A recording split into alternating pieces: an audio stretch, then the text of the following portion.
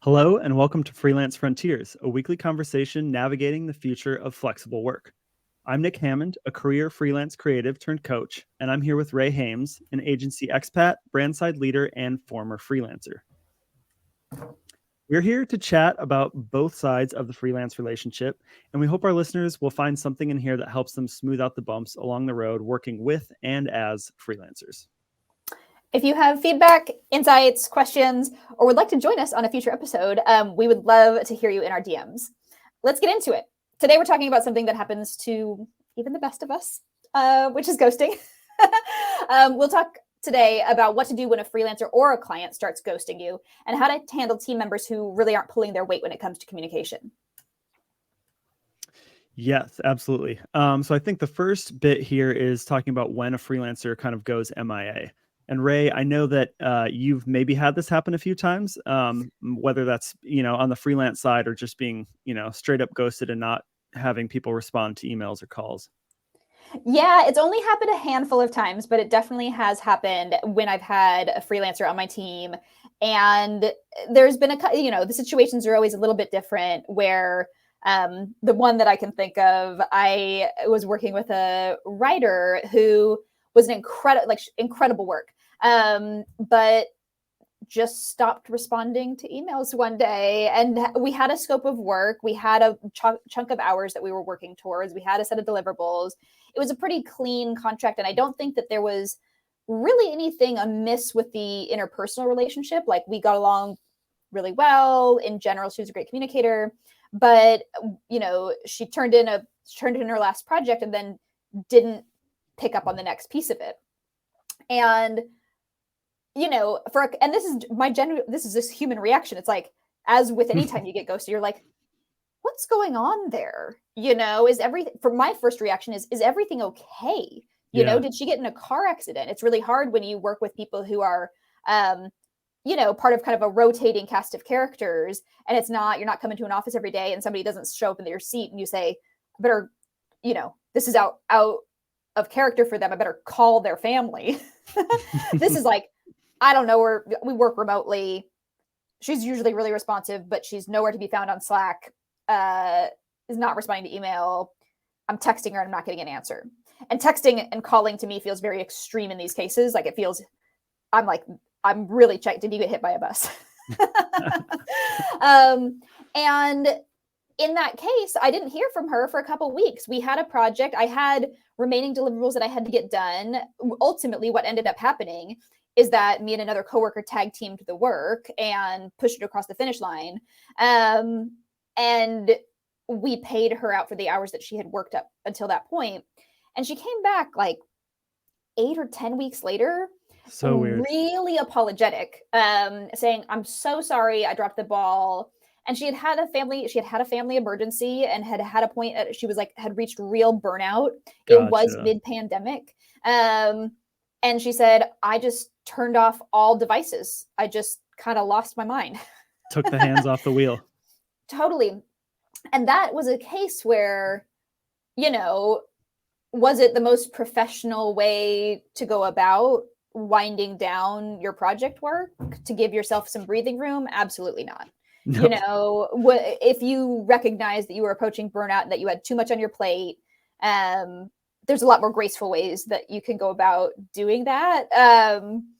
But at the same time, considering the context, considering the timing, everybody was losing the damn minds. Yeah. It was like, oh, you too. And to be fair, it did kind of disqualify us from working together in the future. Like, it did make me feel, and it was a bummer because, like I said, her work quality was really great. But it made me feel like next time I have a project like this, I'm going to at least scope out what other options I have, you know? And so that was a wild one. And I've had other situations, and I think that we can talk about this kind of in a minute, where it's not a clean ghost. It's not like a total disappear, but it is, let's call it breadcrumbing. I've never heard that term before. Oh, you're off. I don't know how much time you've spent on Tinder then, but breadcrumbing is where you're getting just enough of a response to keep a conversation moving. Okay. But that it's not tangibly leading to an outcome. So Gotcha. in Tinder land, it's a date. In freelancing world, it's like project completion. And so this is kind of flaky communication or people who are slow to respond.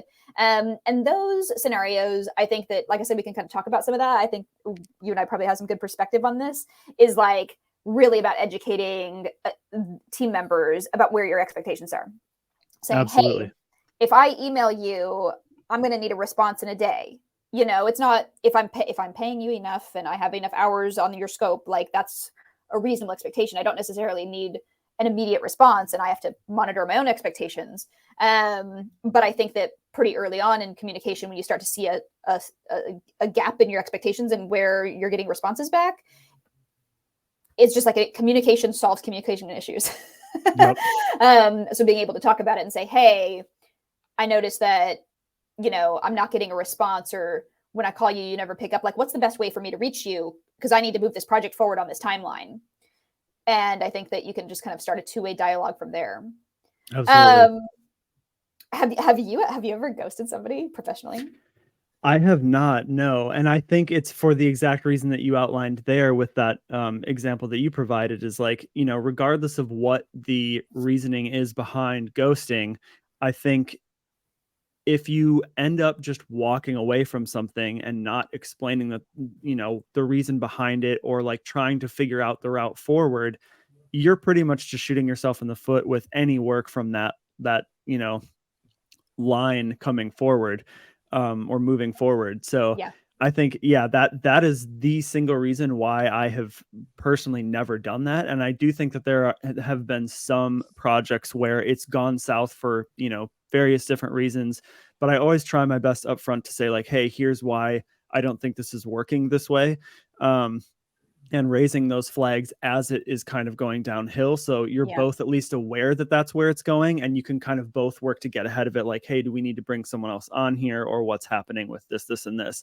And it obviously, if the project is going downhill, it's not going to be a smooth, yeah, it's going bad because of this. Yes, I agree. Let's get this person, you know, it's not going to be fluid like that, but at least, you know, so that it's not just this clean cut and someone else on the other end is like, what happened here and how do I need to react? I don't know if you're going to come back in randomly, or Yeah. if I need to devote or divert resources somewhere else.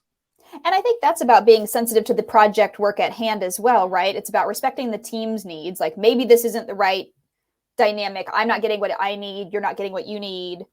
But the project is the work is the work, you know, and understanding how, you know, if there is real miscommunication going on, or like, you know, not enough information that you can't do your job well, and it's just not a good fit, better to be collaborative and saying, I know you're going to need to get this solved, whether or not I'm here. You're going to need to get this solved. I think that that's a really, I would say, from my perspective, working with freelancers, rare thing Yes, to come across, absolutely.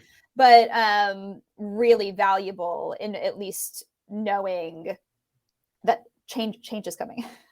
Yeah, and I think it comes from one, more experience on the freelancer end too, but I think two, more of a position of like power almost, because I think, you know, when you're in that kind of COVID environment where there's a lot of layoffs happening and you don't necessarily know where your next dollar is going to come from as a freelancer, you're more likely to just grab a hold to anything that you have. And so I think you're a lot less likely to accept the fact that something is going south, and just being upfront and explaining to the client like, hey, this isn't working out.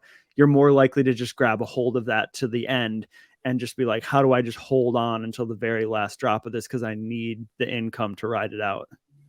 Yeah, it is that's a tricky one too. Like, obviously, like I'm talking about my perspective as a client, having a Mm-hmm. freelancer kind of drop the ball on getting back to me. But I've also been in this situation as a freelancer where a client just starts, you know, missing meetings and stops responding to emails and calls, which is, it's just like any other ghosting or breakup where you're like, what did I do wrong? Yep. Have you been in that situation?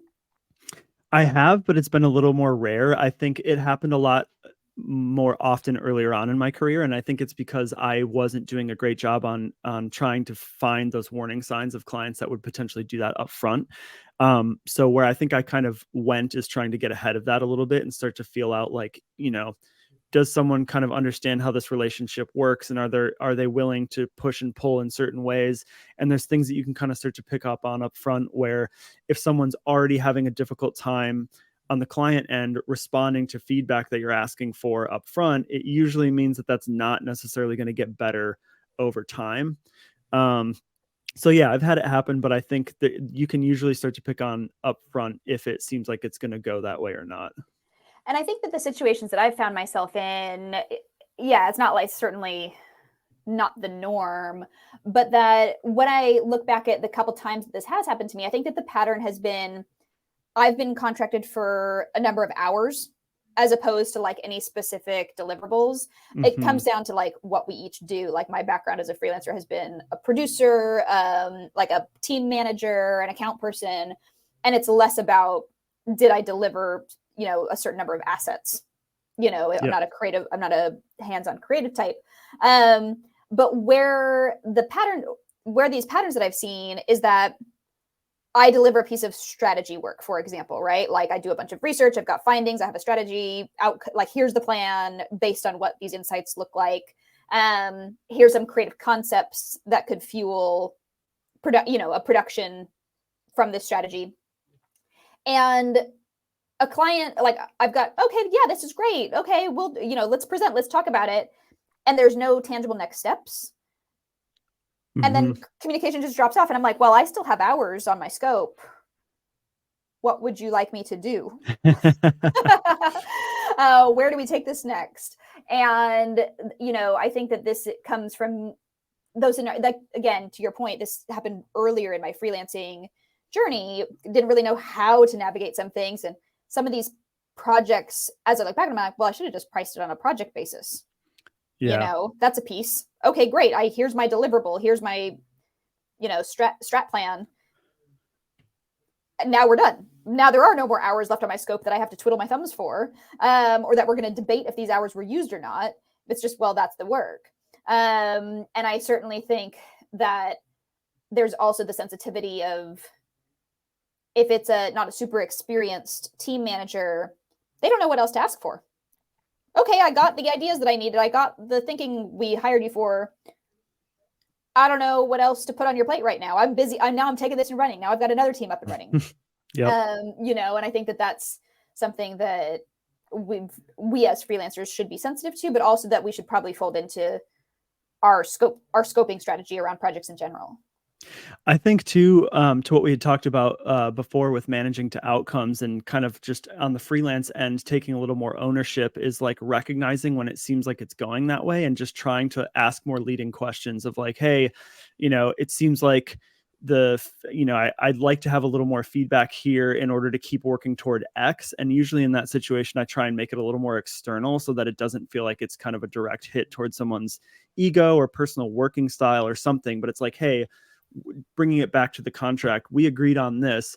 How, based on where this is going, how do we start to continue to work toward more of that based on where we're at now? Yeah. And bringing it back more toward the agreement. But I also think it's interesting because I think this segues pretty well into more of that like quasi ghosting or what you call breadcrumbing, because I think it's really easy in this situation to fall into, we're kind of tootling along a little bit, but we're not really like going where we need to. So yeah, I'd be interested to kind of get more of your thoughts on that end of things. Yeah, I think that from a management perspective, it's on you to drive the conversation and the project forward. If you're not giving your team enough input or direction or feedback, how are they going to do great work for you? They can't read your mind. They don't have what they need. That's on you.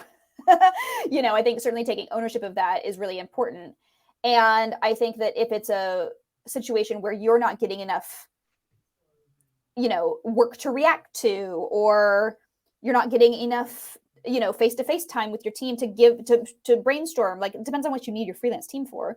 But ultimately, if you're not getting the level of communication or the depth of thinking that you're expecting, it's on you to communicate that and saying, hey, I got a flag, I need you to go deeper on this piece of work. And I need, in general, better communication about whether it's your progress on each deliverable or whether it's give me a progress check, whatever that is. As a manager, you have to ask for it, and you have to set really clear expectations around it. And I think that you also have to be open-minded to say, is that okay? Is that something that you can deliver on? Mm-hmm. Because this is inherently the piece of working with freelancers, is that you don't control how or where they work. And you also have a finite set of, piece of their time, piece of their thinking. And so you've got to be respectful of that, but it's also not unreasonable to expect professional communication. I think that that's the piece where there's a line of saying you've got to respect freelancers' time and process and space to do their best work. They know themselves. They're here to provide a specific service, but it's also reasonable to expect, like I said, professional communication and enough meaningful updates along the way that you as manager, you probably have 3 bosses above you that that you have to report to. Like, let's all be real, and having enough information that you can then be an effective internal manager is a really important piece of the puzzle. Yep. Yeah, it's interesting you mentioned that too, because I think from a management perspective, at least on the creative side of things, I think the best thing that you can do is kind of lead block for your team members and create more of a bubble around them so that they don't have to constantly be checking in with all these other people. It's like, hey, you can check in with me and I'll work with you to figure out what that cadence is and doing it in a way where I'm giving you enough space to do your work. If someone else comes to you and asks for this, that, and the other, give them to me and I'll do the work to kind of like, keep them at arm's length so that you have the space you need to really do that work. Because otherwise, I've been in situations where I think the PM doesn't do the greatest job at that, whether that's the PM or like a creative director. And it can get really difficult because now you're answering to a PM, a director, and then some other department that just is like throwing random asks at you. Yeah. And then it becomes absolutely impossible to do what you need to do. And unless you've been brought on as an inter-department ops coordinator, which is not the job at hand, it's an unfair position, I think, to put certainly an external person in, because there's lightweight versions of that, and there's real political situations that shouldn't be your problem to solve. Oh yeah. And that's where the work gets really, really hard, when you don't have anyone on your team to lead block for you to actually get the work done, but then you're also having to try and pick up on all of these kind of like interpersonal things going on. I do think that skill set is something that can really set a freelancer apart, but also I don't think that it's necessarily their job. And that's where I think it's been difficult for me to kind of coach other freelancers through that situation, because I'm like, listen, if you really want to set yourself apart, go in and figure out how to crush in that situation.